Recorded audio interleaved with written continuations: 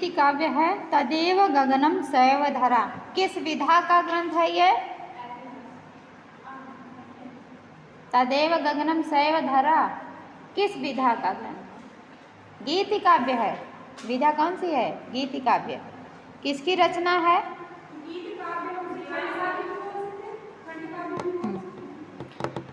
रचना किसकी है? श्रीनिवास रथ। पहला श्लोक देखिए। जीवन गति अनुदिनम अपरा, तदेव गगनम सैव धरा, पाप पुण्य विधुरा धरणीयम, कर्म फलम भवतादरणीयम, नैतद वचो अधुना रमणीयम, तथापि सद सद विवेचनीयम, मति अति विकला सीदति विफला, सकला परंपरा, तदेव गगनम सैव धरा।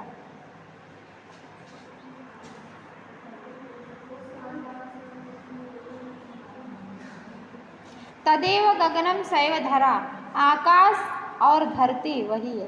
तदेव वह ही है। क्या? गगनम, आकाश वही है। सा एव धरा, वह ही, धरा माने पृथ्वी, पृथ्वी भी वही है, धरती भी, आकाश भी वही है। वही आकाश है, वही धरती है, लेकिन बदला क्या है? जगह वही है।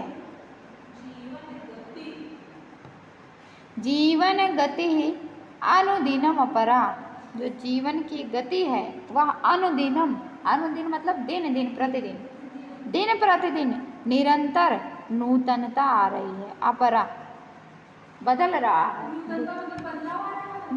पहले जो जीवन था अब वो जीवन है नहीं है ना, तो बदलाव आ रहा है।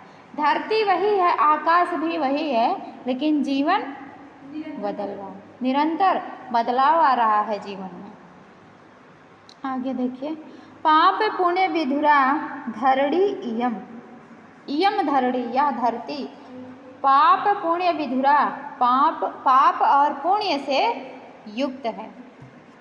यह धरती पाप और पुण्य से युक्त है। युक्त, यह धरती पाप और पुण्य से युक्त है। कर्म फलम भवत आदरणीयम, आपका जो कर्म है उसी के अनुसार ही आपको फल मिलेगा। जैसा कर्म करोगे वैसा फल मिलेगा। वह आकाश भी वही है, पृथ्वी भी वही है, पाप पुण्य से युक्त है यह धरती है। और इस धरती पर रहने वाले आप जिस प्रकार से कर्म करेंगे उसी प्रकार से आपको फल मिलेगा। जैसा कर्म करेंगे वैसा फल मिलेगा। हम यह जानते हैं कि बातें पुरानी हैं। न एतत् वचो अधुना रमणीयम, अधुना माने आधुनिक, यह जो रमणीय वाणी है यह अधुना ना, आधुनिक नहीं है, आजकल की नहीं है, पुरानी है। यह जो बातें हैं वह पुरानी है। तथापि फिर भी सद सद विवेचनीयम, फिर भी हमें सत असत, सत माने सही क्या है, असत माने गलत, सही क्या है, गलत क्या है, भला क्या है, बुरा क्या है, इसका विवेचन करना होगा। इसका हमें विवेचन करना चाहिए। यही सोचकर मति अति विकला, मति माने हमारी बुद्धि, अति विकला बहुत ही व्याकुल हो रही है। यही सोच करके हमारा मस्तिष्क चकराने लगता है, व्याकुल होने लगता है कि संपूर्ण परंपराएं विफल सी हो रही है। सकला परंपरा सीदति विफला, सभी परंपराएं विफल हो रही है। पहले जो परंपरा चलती थी क्या अब भी वही परंपरा है? कुएं से पानी निकालने की परंपरा थी। कुएं से पानी निकालते थे, उसी से नहाते थे, उसी को ही पीते थे, उसी से भोजन बनाते थे, कपड़ा धोते थे, और इसी प्रकार की कई परंपराएं हैं। लेकिन अब वो परंपरा बदल रही है। वो परंपरा विफल सी हो गई, असफल हो गई है वो परंपराएं। लेकिन आकाश वही है, धरती वही है। तदेव गगनम सैव धरा, वही आकाश है, वही धरती है। तो समझ गए इस पहले श्लोक को कि नहीं? आगे चले? अच्छा लग रहा है क्या ये? अच्छा। क्या बात है, एक ही बार में समझ जाते हैं, बड़े समझदार हो गए आप लोग। बच्ची बड़ी हो गई।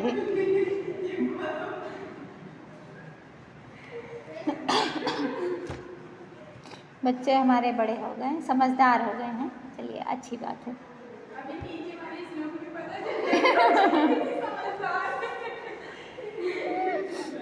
नहीं नहीं, वो भी समझ जाएंगे, समझदार बच्चे हो गए।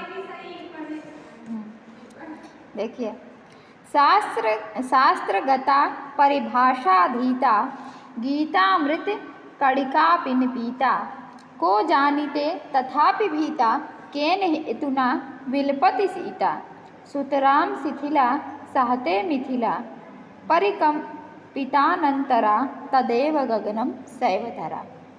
आकाश वही है, पृथ्वी भी वही है, वही आकाश है, वही धरा है, लेकिन शास्त्रगता परिभाषाधीता, शास्त्रगत, शास्त्र में जो परिभाषा लिखी गई है, शास्त्र में जो उपदेश है, उसको अधीता, उसका अध्ययन कर लिया, उसे पढ़ लिया गया, सभी शास्त्रों एवं ग्रंथों का अध्ययन कर लिए।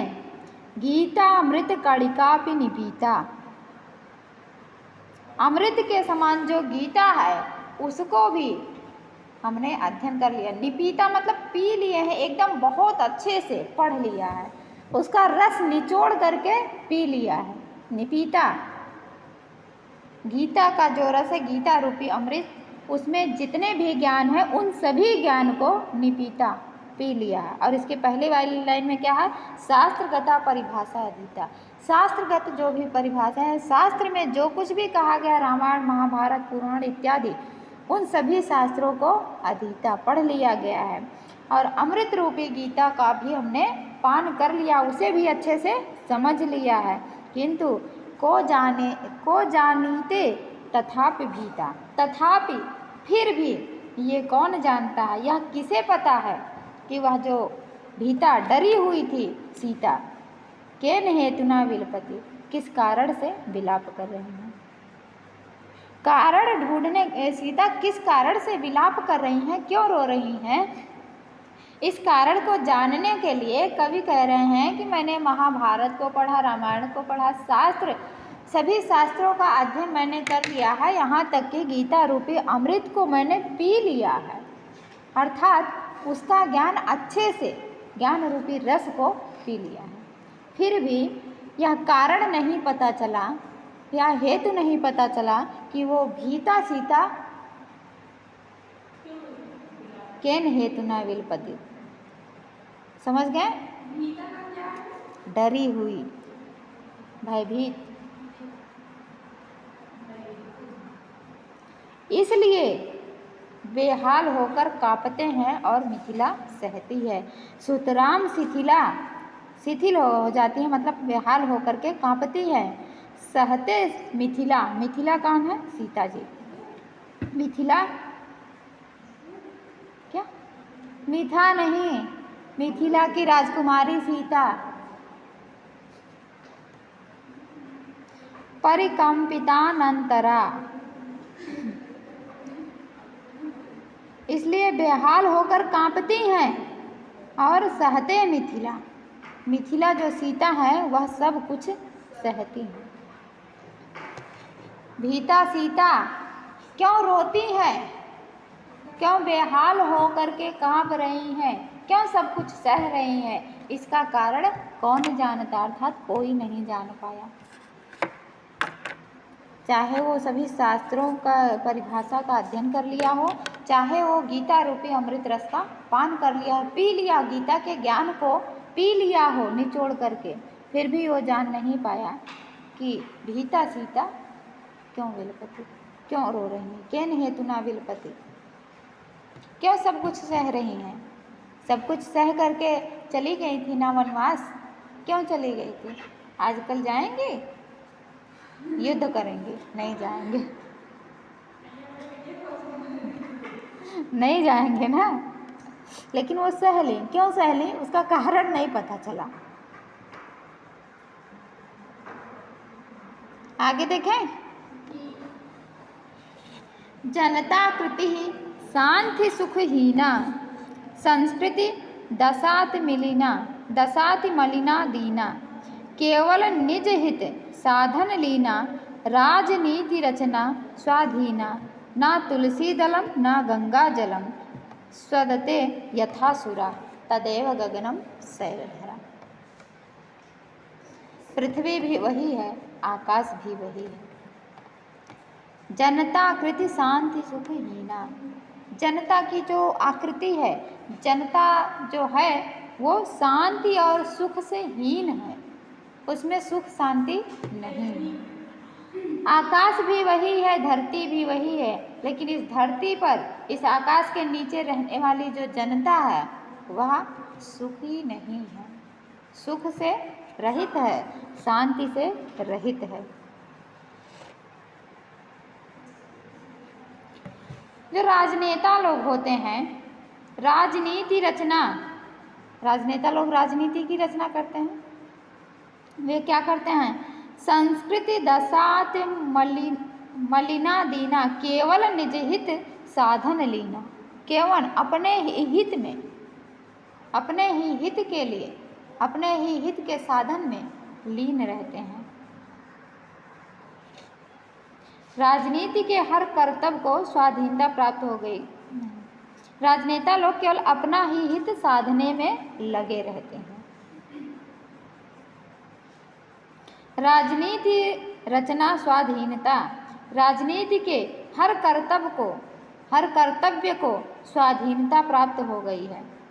ना तुलसी दलम, तुलसी का वह पत्ता, और ना गंगा जलम, ना ही उस गंगा के जल में वह स्वाद है। यथा स्वदते, वैसा स्वाद नहीं है जैसा स्वाद सुरा में है। गंगा के जल में उतना स्वाद नहीं है, उतना स्वादिष्ट गंगा का जल नहीं है, और ना ही तुलसी का दल ही उतना स्वादिष्ट है जितना स्वादिष्ट सुरा है। सुरा अर्थात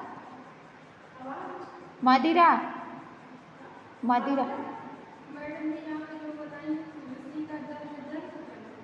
पत्ता, तुलसी का पत्ता खाया जाता है, गंगा जल पिया जाता है।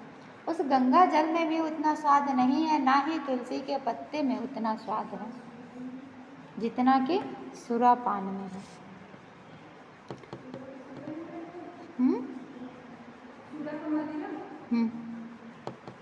जितना रस, जितना स्वाद उस सुरा में है। तदेव गगनम शैलधरा, पृथ्वी भी वही है, आकाश भी वही है। ये हो गए 3, अभी आगे चलना है, बोलिए।